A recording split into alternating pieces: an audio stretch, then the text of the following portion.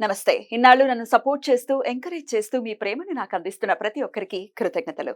అలాగే ఈ వీడియో కూడా ఖచ్చితంగా మీకు ఉపయోగపడుతుంది. లైక్, షేర్ అండ్ సబ్స్క్రైబ్ చేసి మీ సపోర్ట్‌ని నాకు అందించండి. అలాగే ఈ వీడియో పట్ల మీకున్న అభిప్రాయాన్ని కామెంట్ సెక్షన్‌లో కామెంట్ చేసి తెలియజేయండి. ఇప్పుడు వీడియోని చూద్దాం.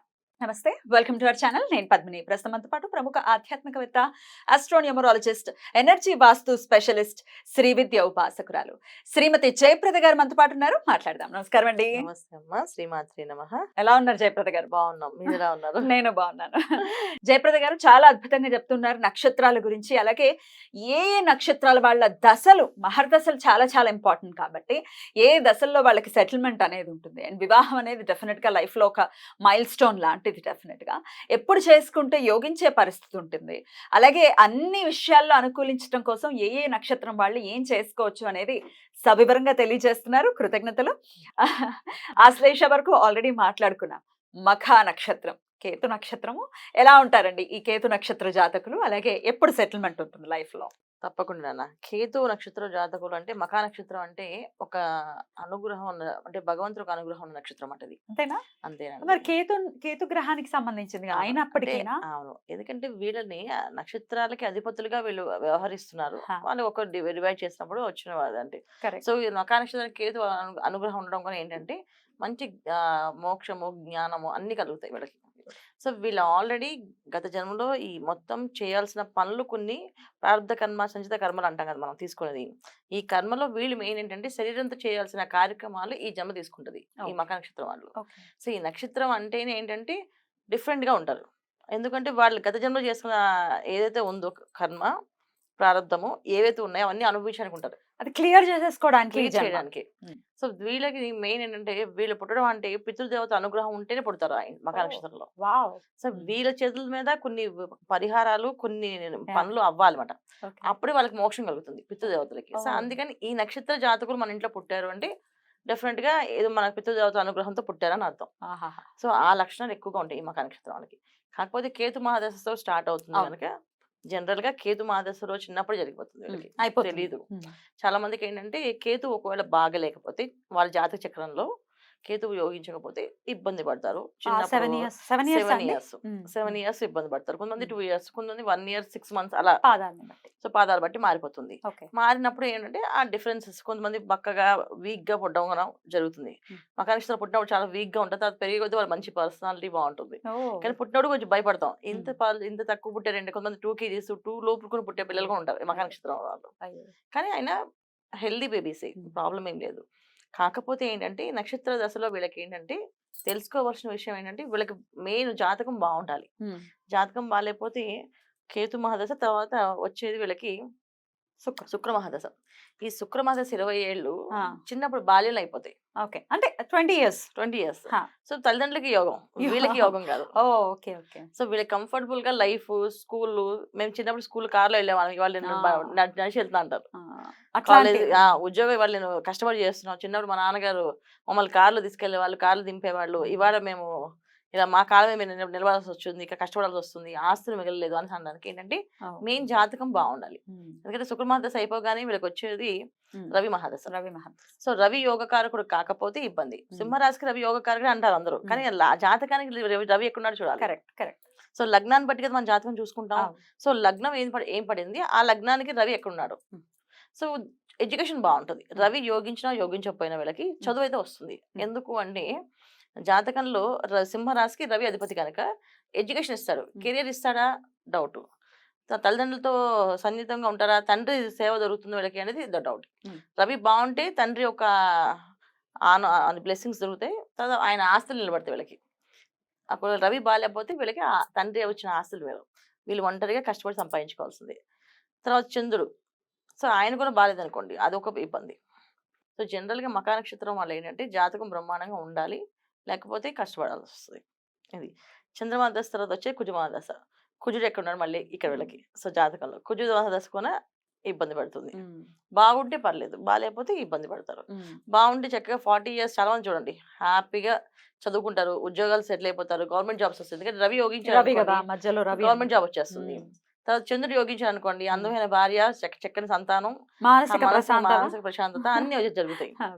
లైఫ్ అంతా పీస్ఫుల్ అయితే పీస్ఫుల్ ఉంటుంది. సో కుజుడు యోగిస్తే ఆరోగ్య సమస్యలు రాకుండా ఉంటాయి.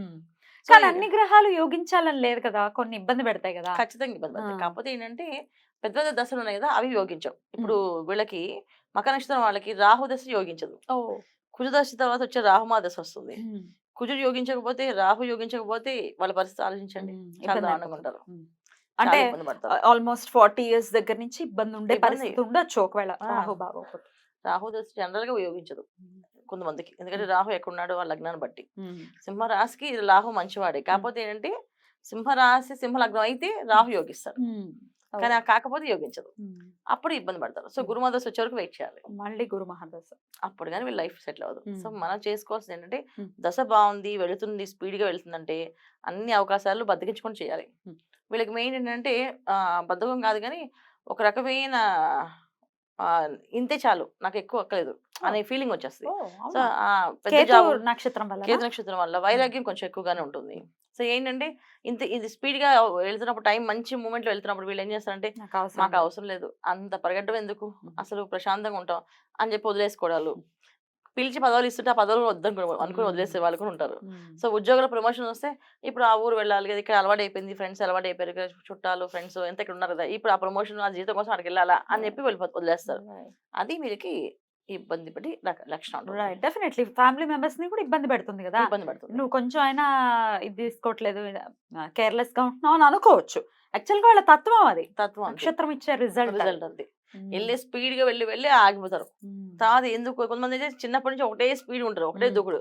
వీళ్ళకి ద్వితీయంలో రాహు కానీ లేకపోతే కుజుడు కానీ పడ్డారంటే స్పీడ్ గా వెళ్తారు, చదువుల్లో కానీ అన్నిట్లో కానీ స్పీడ్ గా వెళ్తూనే ఉంటారు. వెళ్ళి ఒకేసారి 40 years ఆగిపోతారు, ముందుకెళ్ళరు ఇంకా. సో రాహుదశ అయిపోగానే ఆగిపోతుంది. మళ్ళీ గురుమదశ యోగించదు, అప్పుడు పడవలసిన ఇబ్బందులు, చేయాల్సిన పనులు చాలా ఉంటాయి, ఆరోగ్య సమస్యలు ఎక్కువగా ఉంటాయి. ఒక్కసారి వీళ్ళకి హెల్త్ ప్రాబ్లం వస్తే అది తగ్గదు, అది రాకుండా చూసుకోవాలి వీళ్ళు. ఎట్లాంటి ప్రాబ్లమ్స్ ఎక్కువ వచ్చే ఆస్కారం ఉంటుంది? జనరల్ గా వీళ్ళకి హెల్త్ ప్రాబ్లం అంటే ఏంటంటే మానసికమైన ఇబ్బంది ఏనన్నా. కొంతమందికి మెంటల్ టార్చర్ లాగా మైండ్ ఎక్కువ ఆలోచించి వస్తుంది. కొంతమంది ఫుడ్ కంట్రోల్ ఉండదు, చివరి దూకు స్వభావం ఉన్నవాళ్ళు ఫుడ్ కంట్రోల్ ఉండదు, ఏది పడితే అది తింటారు, టైం కింద తినాలి అంతే, అది ఎక్కడ తింటే ఏంటి, ఎలా తింటే ఏంటి అన్న లక్షణం ఉంటుంది. దీనివల్ల హెల్త్ ఇబ్బంది వస్తుంది. వివాహం ఎప్పుడు చేసుకోవటం కరెక్ట్ మఖా నక్షత్రం వాళ్ళు? ఖచ్చితంగా 25 చేసుకుంటే అదృష్టవంతులు. అంటే సూర్యుడిలో రవి మహాదశ రవి చంద్రుల్లో చేసేసుకోవాలి. ఎందుకంటే రవిలో మనకి రవి దశ యోగించకపోతే చంద్రుల్లో శని భగవాన్ వచ్చినప్పుడు యోగిస్తుంది, చంద్రుల్లో శని యోగిస్తాడు. సో అప్పుడు వీళ్ళు వివాహం చేసేసుకుంటే కరెక్ట్ అయిన అమ్మాయి కరెక్ట్ అయిన అబ్బాయి వస్తారు. మళ్ళీ అది మిస్ చేశారంటే రాదు. అంటే చంద్రుడు అంటే సుమారుగా మనం తీసుకుని ఒక 30 తర్వాత నుంచి చంద్రుడు స్టార్ట్ అవుతారు అంతే కదా. కొంతమందికి ఎర్లీగా వచ్చేస్తుంది, అదే కొంతమందికి ఎర్లీగా వస్తుంది. 4వ పాదం అనుకోండి ఎర్లీగా వచ్చే చంద్రమాద, ఎందుకంటే రవిదశ అయిపోతుంది, వెంటనే చంద్రమాద స్టార్ట్ అవుతుంది, అప్పుడు వాళ్ళు చేసేసుకోవాలి. అంటే 27 తర్వాత నుంచి చేసేసుకోవచ్చు. 30 లోపు. సింహరాశి అని అంటే గుర్తుపెట్టుకోండి, 30 లోపు పెళ్ళి అవ్వాలి వీళ్ళకి, ఎందుకంటే వీళ్ళు 40 ఏళ్ళకి సెటిల్మెంట్ ఉండదు లైఫ్, తర్వాత సెటిల్ చేయలేదు కష్టం, అది చాలా ఇబ్బంది వీళ్ళకి, సెటిల్ అవ్వలేరు. 20 ఏళ్ళకి పెళ్లి చేశారంటే ఆ అమ్మాయిలకి ఇంకో 20 ఏళ్ళలో వీళ్ళ పిల్లలు పెద్దవాళ్ళు వాళ్ళ అందుబాటులో వచ్చేస్తారు. వీళ్ళకి ఏదైనా ఇబ్బంది వస్తే వాళ్ళు చూసుకోవడానికి వాళ్ళు రెడీ అవుతారు పిల్లలు. కానీ చెయ్యకపోతే ఇక వీళ్ళకి పెళ్లిళ్ళు అవ్వడం కష్టం, వీళ్ళకి పిల్లలు పుట్టడం కష్టం అవుతుంది, ఇది ఇబ్బంది. రైట్. నిత్యం జీవితాంతం కూడా వీళ్ళు ఎవరు ఆరాధన చేసుకోవాలండి? ఖచ్చితంగా గణపతి ఆరాధన చేసుకోవాలన్న. సో గణపతిని ఆరాధించడం వల్ల, గణపతి పూజ చేయడం వల్ల, సంకటహర చతుర్థి రోజున ఉపవాసం ఉండడం వల్ల వీళ్ళు మంచిగా అన్ని పనుల్లో విజయవంతం సాధిస్తారు. ఎట్లాంటి విఘ్నాలు ఉండవు, ఎటువంటి విఘ్నాలు ఉండవు. చిన్నప్పటి నుంచి అలవాటు చేసుకోవాలి పిల్లలకి. చిన్నప్పటి నుంచే మఖా నక్షత్రం పిల్లలు అంటే రోజు గణపతికి షోడశ నామాలతో పూజ చేపించి నేర్పిస్తే ఇంకా గణపతి వాళ్ళతో చక్కగా అన్ని పనులు చేపిస్తాడు, ఏ ఇబ్బంది లేకుండా. ఇది చేయాలి. అద్భుతం అండి, చాలా చాలా బ్యూటిఫుల్ గా ఎక్స్ప్లెయిన్ చేశారు. డెఫినెట్ గా ఒకవేళ మఖా నక్షత్ర జాతకుల పిల్లలు గనక ఉంటే వాళ్ళకి ఒక క్లారిటీ ఉంటుంది ఎప్పుడు చేయాలి ఏంటి అనేది. చాలా బ్యూటిఫుల్ గా ఎక్స్ప్లెయిన్ చేశారు. ఇంకాస్త వివరంగా జాతకం తెలుసుకోవాలంటే కన్సల్ట్ చేస్తే డెఫినెట్ గా జాతక పరిశీలన పూర్తిగా జరుగుతుంది. అంటే ఎక్కడ ఏ లగ్నము, ఎక్కడెక్కడ ఏ రాసుల్లో ఏ గ్రహాలు ఉన్నాయో చదువునా ఏం చదవచ్చు వీళ్ళు అనేది కూడా కొంచెం రాహు యోగిస్తాడు అనుకోండి, డాక్టర్స్ అవుతారు. సో వీళ్ళ మెడిసిన్ లో వాటిలో పంపించవచ్చు. అలాంటి యోగాలు ఉన్నాయి, అవి చూసుకోవాలి. ఎపిసోడ్ లో పుబ్బా నక్షత్రం గురించి మాట్లాడుకుందాం. నమస్కారం. నమస్తే అమ్మ, శ్రీమాత్రే నమః.